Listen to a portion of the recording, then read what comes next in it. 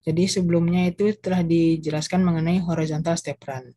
Jadi di mana horizontal step run ini lebarnya mulai dari 800 mm, di mana horizontal step run ini merupakan untuk eskalator yang anak tangga ini pada keadaan datar dan tidak naik seperti yang digambar sebelah ini. Jadi untuk horizontal step run ini dibutuhkan agar memudahkan orang untuk naik dan turun dari eskalator ini dan agar alas kakinya juga tidak nyangkut. Mari sama-sama kita perhatikan untuk jarak bebasnya. Jadi misalnya eskalator ini dipasang, jadi jarak antar ujung eskalator dan tepi dinding ini minimal 5 meter untuk memudahkan pergerakan orang yang akan menggunakan eskalator. Jika terlalu dekat, maka perputaran orangnya ini tidak bisa leluasa dan dapat menimbulkan keramaian atau kepadatan. Selanjutnya untuk overhead clearance ini juga perlu diperhatikan.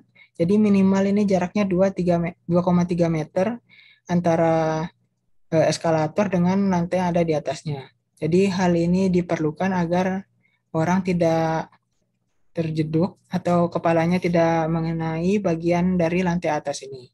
Terutama untuk orang yang memiliki tinggi di atas rata-rata. Oleh karena itu kadang banyak di beberapa lokasi yang memberikan peringatan hati-hati kepala karena untuk eskalator ini cukup dekat dengan lantai di atasnya. Selanjutnya yaitu untuk penentuan jumlah anak tangga. Jadi anak tangga atau step pada eskalator ini terdiri dari dua bagian. Yang pertama step tread, yang atas ini terdiri dari bahan aluminium. Kemudian ini ada frame step.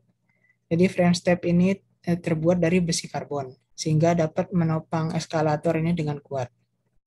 Jadi pada eskalator ini banyaknya step yang mengangkut beban akan mempengaruhi dan menentukan kapasitas angkat dari eskalator itu sendiri.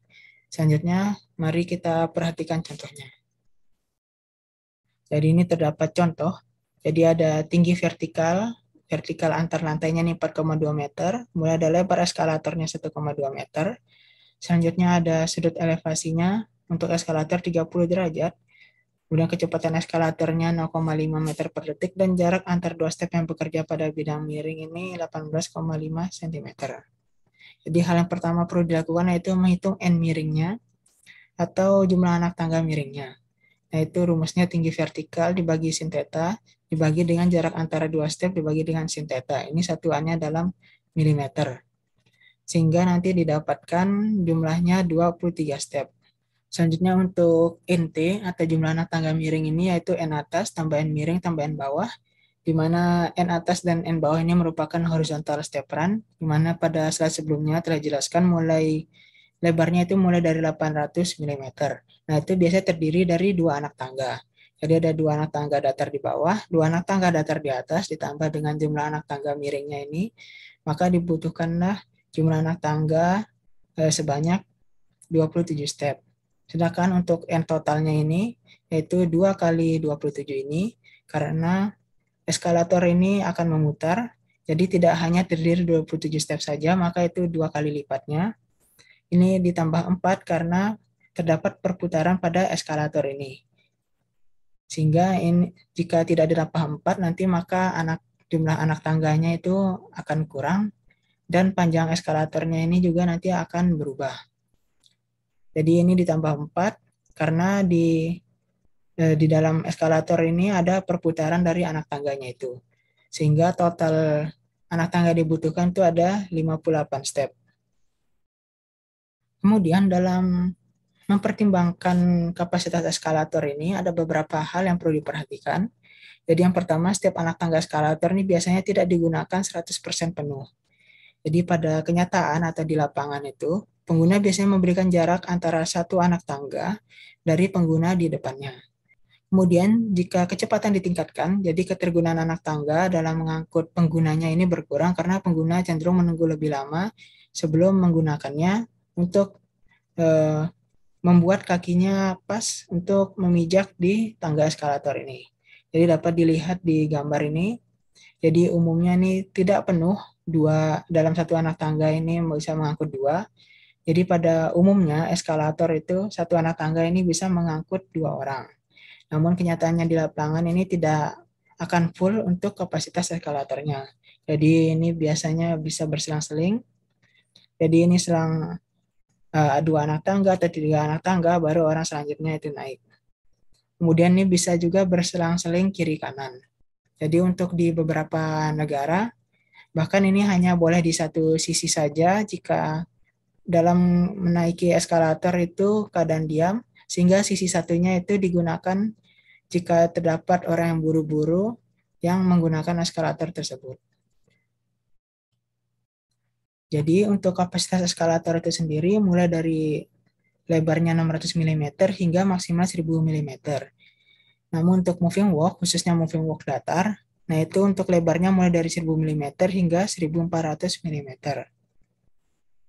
Nah, untuk rumusnya, jumlah orang yang diangkut per jam adalah sebagai berikut ini, di mana P merupakan jumlah orang per anak tangga, kemudian P ini kecepatan eskalatornya ini, kemudian theta ini sudut kemirikan eskalator, dan L ini lebar anak tangga. Jadi lebar anak tangga ini yaitu yang mulai dari 600 mm hingga 1000 mm. Kemudian untuk daya angkutnya ini dalam 5 menit, jadi kita lihat per jenis eskalatornya. Tunggal ini maksudnya satu anak tangga dapat digunakan 1 orang, dan ganda ini satu anak tangga dapat digunakan 2 orang.